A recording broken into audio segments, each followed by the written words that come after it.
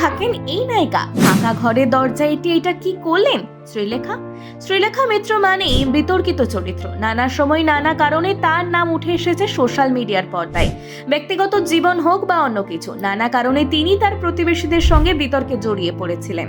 তবে যে কোনো কারণেই হোক না কেন, শ্রীলেখা যে মানসিকভাবে ভীষণ লড়াকু একজন নারী, তা কিন্তু আর বলার অপেক্ষা রাখে না। শ্রীলাদিত্যর সঙ্গে বিবাহ বিচ্ছেদের পরে শ্রীলেখার বিবাহ করেননি, তবে একা একাই বড় করেছেন তিনি তার একরত্তি মেয়েকে। বিতর্ক আর জীবন যেন একেবারে মিলেমিশে একাকার হয়ে গিয়েছে।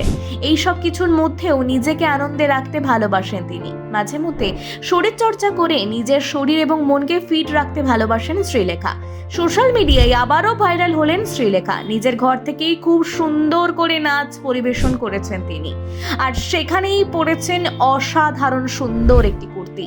শ্রীলেখার গ্ল্যামার নিয়ে তো কোনো কথাই হবে না। একেবারে নো মেকআপ লুকে তার ত্বক যেন চকচক করছে।